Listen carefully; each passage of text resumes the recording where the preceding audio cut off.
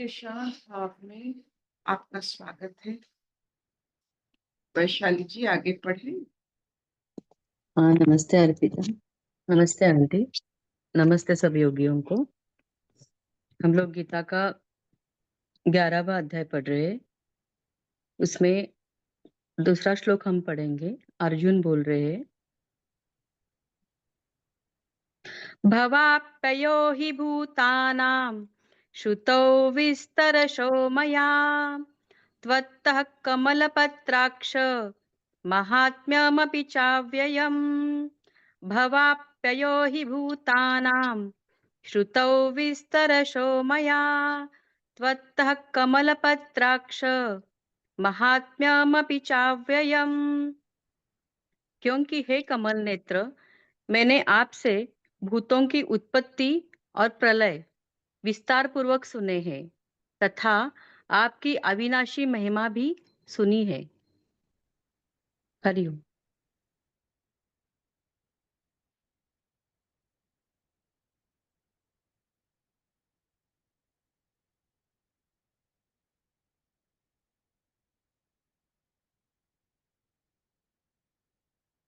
हमारे एक वाक्य हर समय होते हैं कि संसार बदल रहा।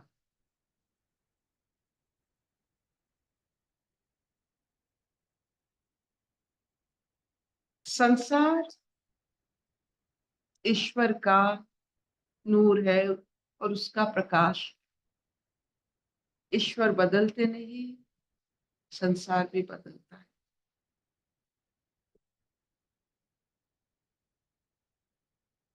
तो क्या बदलता है? हमारे देखने की तरीका बदलता है। आज भी भूख के माध्यम से सब कुछ चलता है। 10,000 साल से भी यही हो रहा है कि भूख एक सबसे बड़ी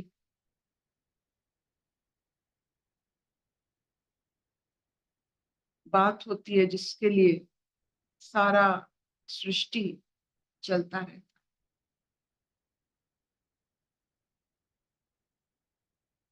ईश्वर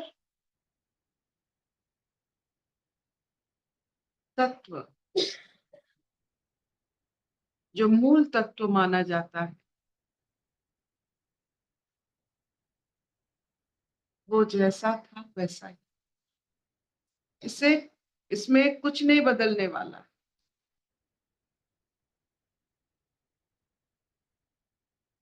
और इस तत्व से जो संसार बना है वो वैसा रहेगा, कुछ नहीं बदलने वाला। वैसा ही बादल बारिश करेंगे, वैसा ही फूल सूरज को देखकर खिलेगा। अभी भी पंछी आकाश में उड़ते हैं। सिर्फ बदल रहा है इस संसार को चलाने की तरीका और उसको हर भाव से प्राप्त करने की तरीका।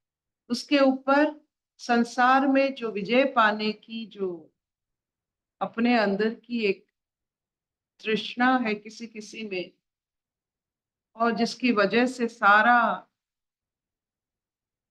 समाज उसमें लिप्त हो जाता है, वही तरीका बदला। आप देखोगे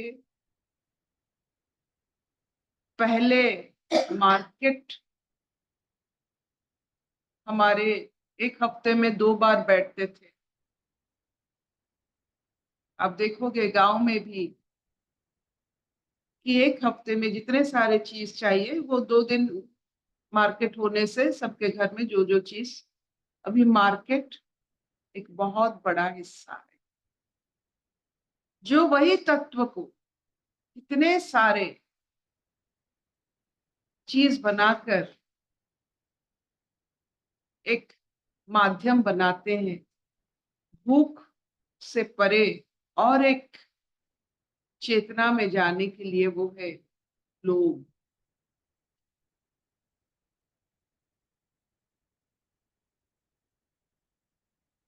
इसका कोई अंत नहीं होने वाला है। एक बार आप मौलिक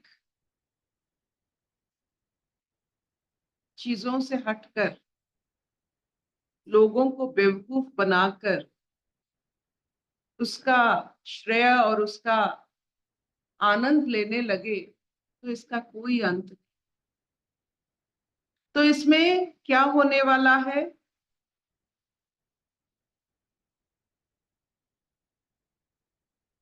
हर एक मनुष्य अपना अधोगति के कारण बनता है खुद। जो ईश्वर तत्व को, मूल तत्व को अनुभव कर सकता था, अभी मौलिक तत्वों में फंसा हुआ। तो इसीलिए आज जो विश्व रूप की कहानी है और यह श्लोक है, दोनों कृष्ण और अर्जुन अपने हिसाब से संपूर्ण है। वो भगवान परमात्मा बनकर संपूर्ण है, ये जीवात्मा बनकर संपूर्ण है।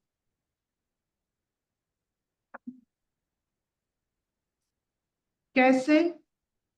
परमात्मा बनकर वो अपने रचना में कैद नहीं है, और जो रचना हुई है जीवात्मा उनकी अंश से,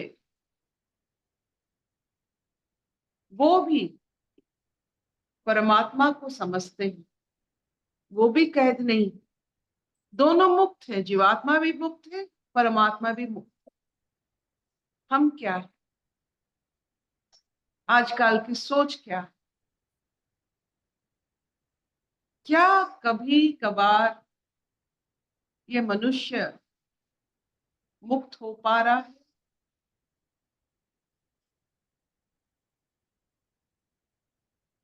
मुक्ति एक ज्ञान का प्रभाव और स्वभाव होता है। जो ज्ञान से मुक्ति मिले और जो ज्ञान से मुक्त अवस्था में तुम ठहर सको, क्या वो ज्ञान है सबके पास? आप किसी से भी बात कर लो, अपनी चिंताओं से, अपनी सोच से वो जकड़ गए। जो सोच और एक व्यक्ति का कोई हिस्सा भी नहीं है। अगर मेरा सोच, अगर ऐसा सोच होता, सबका सोच वही होता, तो सब हिस्सेदार बन सकते थे सोच का। अब अपना सोच अपना गला दबा रही है, अपना सोच हमें कैद कर रही है। कैसा सोच है? क्या जीवात्मा का यही बाकी रह गया था कि खुद को एक सोच के माध्यम से उसे बंधन में डाल दो, ताकि पंख होते हुए, ज्ञान होते हुए अपना जो मुक्ति का जो अनुभव वो ना कर सके?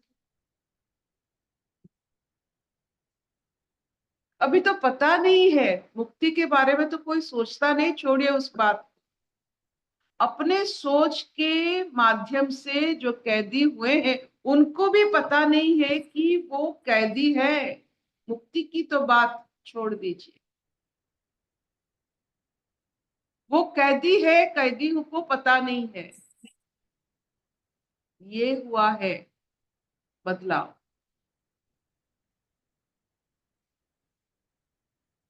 हम सोच के कैदी घूमते हैं, यहाँ वहां जाते हैं, स्विट्जरलैंड जाते हैं, मन मुताबिक खर्च करते हैं, मार्केट बहुत बढ़ाते हैं,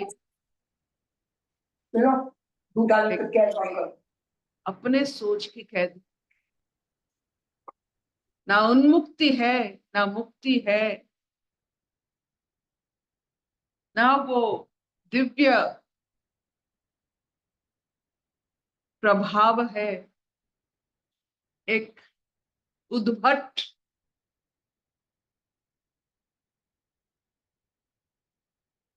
कारण बन गए हैं। और ये दिशा कहाँ तक हम सबको ले रही है, इसको जानने के लिए बस और 4-5 साल इंतजार करना पड़ेगा। फिर अपने आप ये कैदी सब निकलने की कोशिश करेंगे।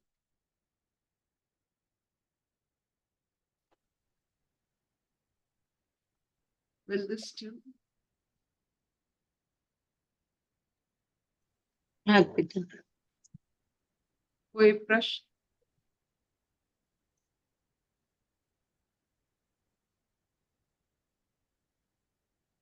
दीदी आपने क्या बोला एंड में कि 4-5 साल इंतजार करना पड़ेगा, फिर इसमें से खुद से निकलने की कोशिश करेंगे? सब निकलेंगे, सब निकलेंगे। मतलब देखिए, अभी आप कोशिश कर रहे हैं, हम कोशिश कर रहे हैं, और ये कोशिश हमें अपने सोच से, भय से, अपनी जो फ्यूचर से हमें मुक्त कर देता है। आसानी से हम कहीं भी जाए, एक रूहानी आनंद हमें मिलती है आसानी से, जिसकी वजह से आपको पाई पैसे की व्यवहार आपकी जीवन का लक्ष्य नहीं बन पा रहा। आप कर रहे हो, लेकिन वो माध्यम नहीं बनता आपका आनंद के लिए। तो इसीलिए आप अपने वजूद को महसूस कर सकते हो। अभी क्या हो रहा है, जो सिर्फ ये पाई पैसे के चक्कर हो रहा है ना, जो खर्च करने की आदि में ज्यादा काम कर रहे हैं और अपने आप को प्राकृतिक दुनिया से अपने आप को अलग करके एक यांत्रिक दुनिया में बैठकर एक पैसे खर्च करने का तरीका और उसे पाने का तरीका में उलझ गए हैं। Just wait for 4 to 5 years। एक धमाका, एक साइक्लोन हुआ 1999 में, सुपर साइक्लोन में उड़ीसा की हर व्यक्ति जगन्नाथ की ध्वज की तरफ, झंडे की तरफ देखने लगा। एक मतलब सोच सबका एक हो जाता है। एक धमाका बस बाकी।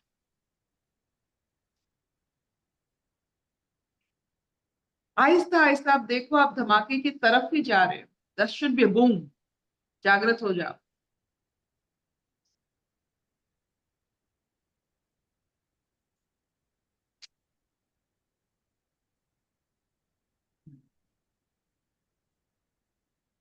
अशतो मा सत्कमय, तमसो मा ज्योतिर्गमय, मृत्युर्मा अमृतंगमय।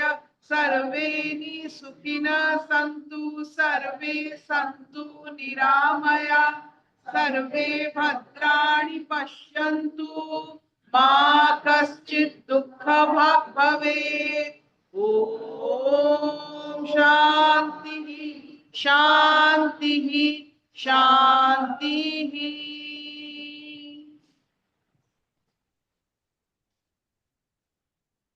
समूह चेतना को उठाने के लिए एक युद्ध जरूरी है, और एक महाभारत। और आपका म्यूट हो गया है। अभी ठीक? हाँ ठीक।